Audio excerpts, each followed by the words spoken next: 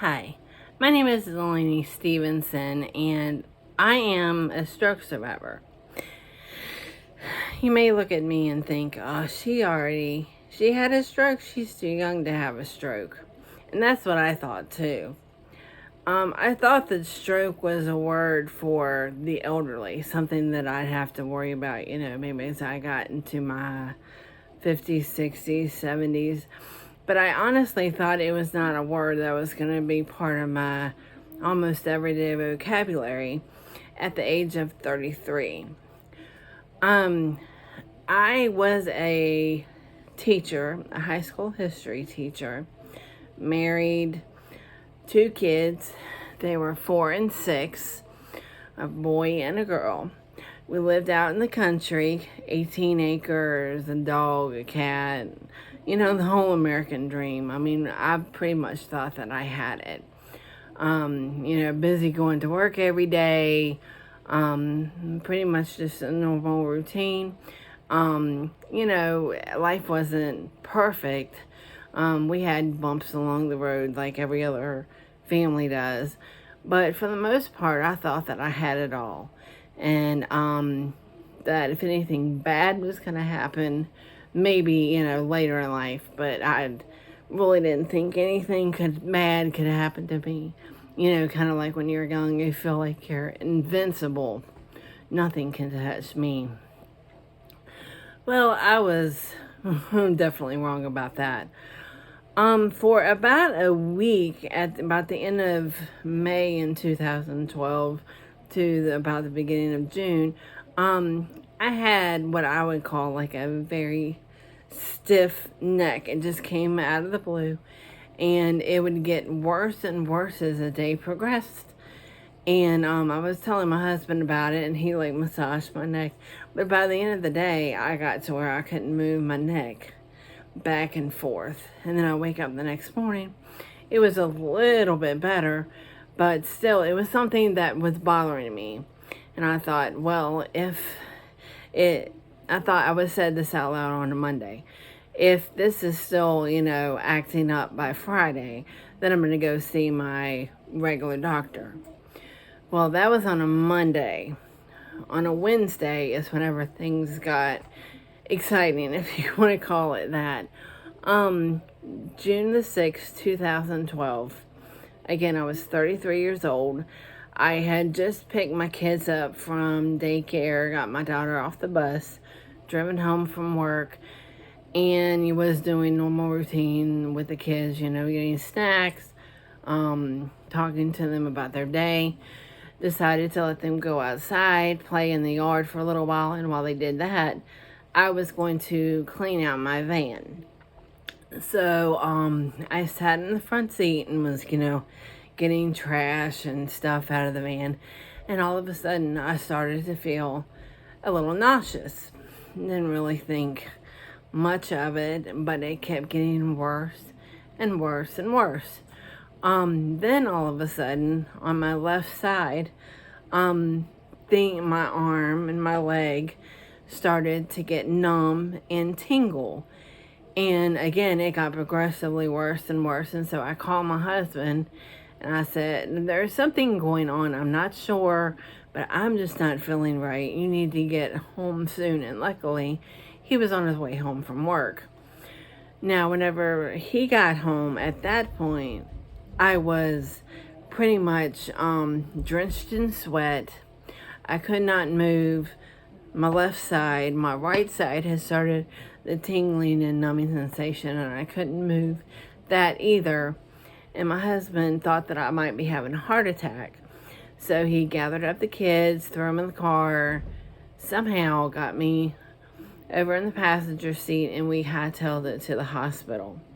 By the time I got to the hospital, which was about 40 minutes away since we lived out in the country, I could not speak. I could not move. I mean, I couldn't do anything. And I vividly remember they put me on a gurney, and, I happened to glance over and see my kids out of the corner of my eye. And I wanted to yell at them, I love you.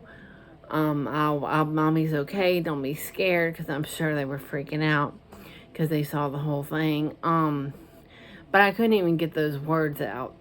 And I was like, oh my goodness, am I going to see them again? Because I knew that this was a serious situation.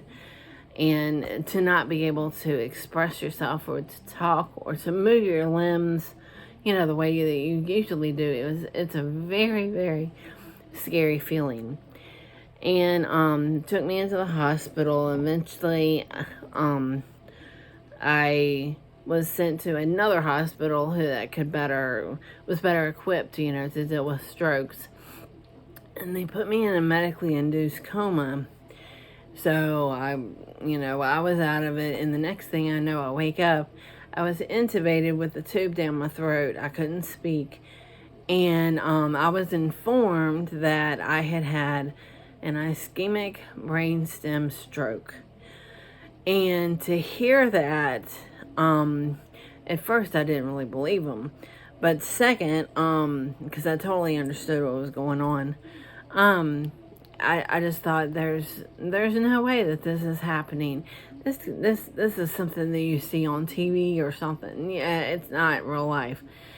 And they also explained to me that they had given me the drug TPA, which was supposed to break up the clot in my brainstem, which apparently the stiff neck that I'd had all that week, that was the stroke getting ready to blow. But the TPA, it broke up the clot on one side of the brain, but it also caused bleeding on the other side of the brain. So while it saved my life, it also did more harm in some ways. So I was left to where I couldn't move anything but my eyes. I couldn't speak. I couldn't move my limbs.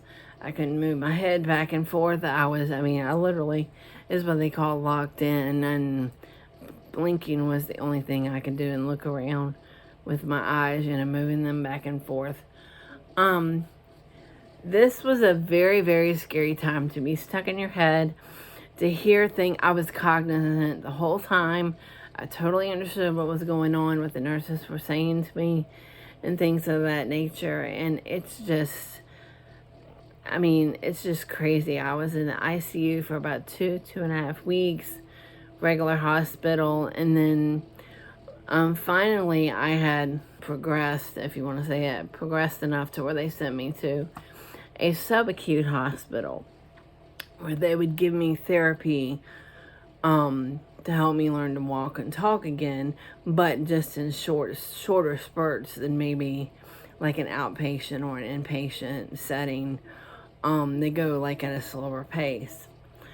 I stayed in this subacute hospital for about 3 months.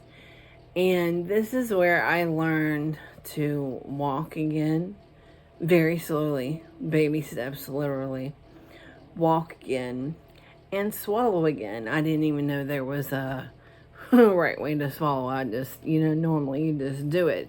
But apparently I had done some things to my muscles that you use to swallow, and they were afraid that I would aspirate, so they had to teach me and give me exercises to literally practice my swallowing.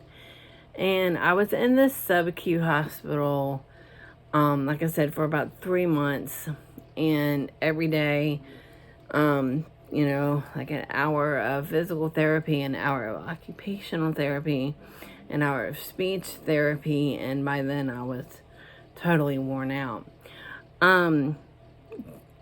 There was a lot of family involvement, which I am extremely grateful for, because I don't know if I would have come so far in my recovery if it wasn't for my family being there for me. I had someone stay with me every single night, from the ICU all the way to whenever I was finally released to go home. One member of my family stayed with me every night, because and just knowing that I had a family member on a cot or a bed or a recliner a lot of times sitting there beside of me made me feel safe. I wasn't alone. My family was there, and I could really, really feel their support. even my immediate family, my husband and 2 kids, sometimes they would be involved in my therapy sessions. And it was simple things like batting a balloon around, like we were tossing it back and forth. They came one time and I was singing Twinkle Twinkle Little Star with my therapist, and my family came in and they started singing it with me. And she said that I sing better with my family than I did on my own, because with them I was like, oh, I'm having fun. I'm singing with my family. So it's little things like that, visits, and we would go to the cafeteria or the hospital garden.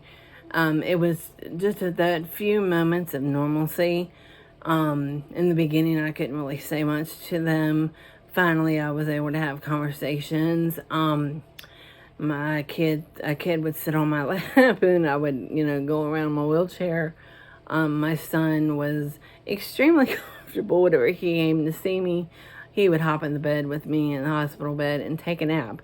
I mean, it just made me feel, normal, and it gave me that sense of, at some point in time, not sure when, but at some point, everything's going to get back to the way it was before.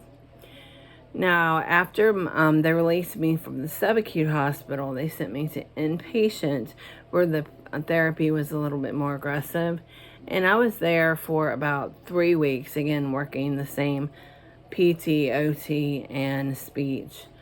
I left there in a wheelchair, and therapy didn't stop there. I mean, I thought that once I left the hospital, that was it. I was done. I had graduated, but I still had about 2 or 3 months of outpatient therapy, and very, very gradually, I started to be able to go from thickened liquids, which are gross, by the way, to drinking regular things, eating regular things.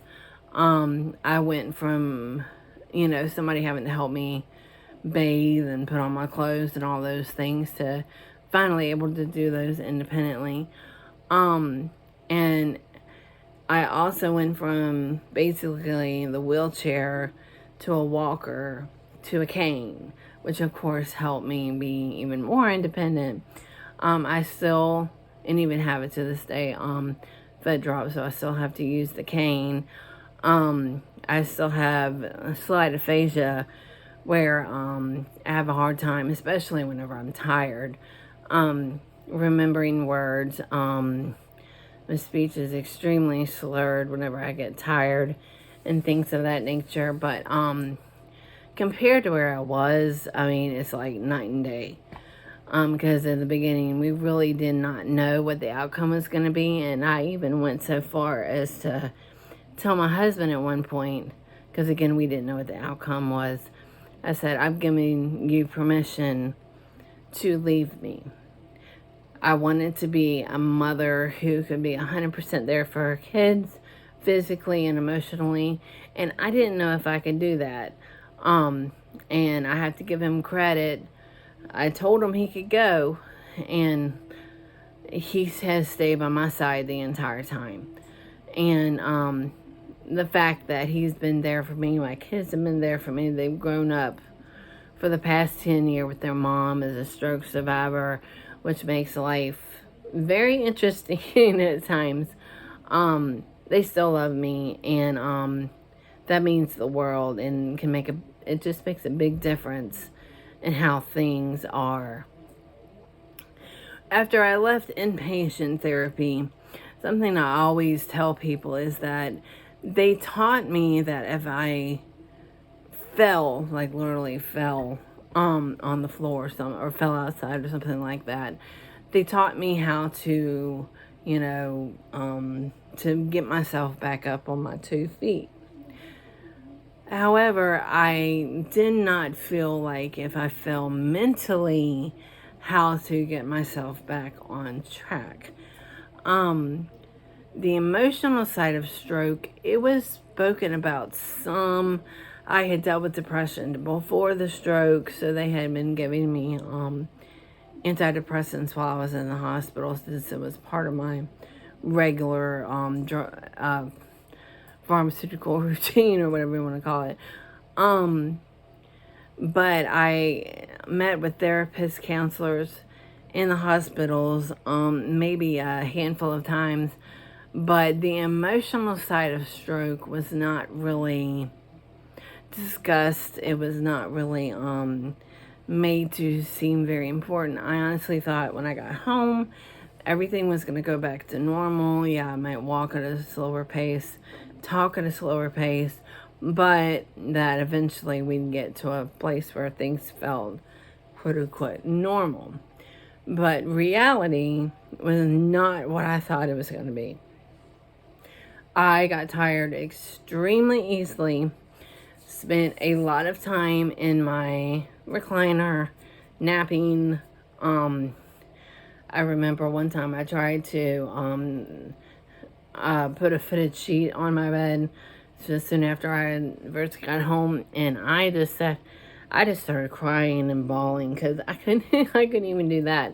And I felt like, if I can't even put a sheet on the bed, how in the world am I supposed to be there for my husband, be there for my kids? I dealt with a lot of depression, which had been there before again, but it had gotten like 100 times worse. I also dealt with something called PBA, or pseudo bulbar effect. And what that is where you have instances of extreme crying or laughing. I could be bawling over a commercial. Me and my husband might get into an argument, and next thing you know, I'm crying hysterically like it's the worst thing in the world. Or I'd be at like church where you're supposed to be quiet, and here I am, somebody says something and I start laughing and actually have to leave the service because I won't shut up. This, I didn't even know what PBA was. That it was, there was just a lot of mental issues that had been there before in the new PBA, and that I hadn't counted on these things, and it really, really messed up my life as far as my social life and wanting to leave the house. Because at home is where I felt, of course, most comfortable. My family, maybe they didn't understand everything I was going through, but they were kind of used to it. Strangers, however, would just think, oh, look, there's a drunk lady, you know, walking through the grocery store or something like that. So, these things have gotten a little bit better over the years. I don't deal with the crying as much, but the laughing, I still get triggered very easily with that. And it's affected my family where, you know, it kind of limits us sometimes on like where we can go. Funerals are extremely hard for me because I even went to one last, I think it was a year and a half ago. And there was a close friend that had passed, and I couldn't even sit there further than the beginning remarks. My sister was beside me and made a funny comment where, you know, I should have just chuckled a little bit and let it be, but I couldn't stop laughing, so I had to leave the funeral of my friend after only being there for like 5 or 10 minutes. And the stroke, it has affected me immensely. Of course, I haven't been able to go back to work. It limits me on how far I can go places. Lots of doctor's appointments still. I've put on weight because I can't be as physically active as I was. And all these things, while they do affect me, it affects my family immensely. Again, it's 10 years later, and you would think, well, you had the stroke 10 years ago, you should be doing fine now. Yes and no. My kids still have, like, they don't want to really have friends over because mom's a little bit different. Mom's the mom that walks with a cane. Mom's the one that talks a little bit different. mom's the one who can't really take us to the mall or the amusement park or whatever because she can't stand. But so, it's little things like they don't really come out and say it, but they're embarrassed of mom, and so that's put a hindrance on them in the middle school years, making friends, things of that nature. And I feel bad. I know I'm not doing it on purpose, but at the same time, a lot of things that happen in our lives, you trace it back. The root cause is the stroke, which it's not my fault, but it's hard not to feel that way whenever all these things are happening due to something that happened to you. Now, I mentioned that I have not been able to go back to work. I just, cognitively, I'm not where I was before the stroke. I do not think on my feet. There's no way I can deal with freshmen in high school. At this point in time, my nerves wouldn't just not let me handle it. So it's hard to find a purpose after stroke, especially if you can't go back to work. It's like, what am I supposed to do? Just sit here and watch TV all day, clean the house, fold laundry, do dishes. That gets only so exciting. So everybody has different talents.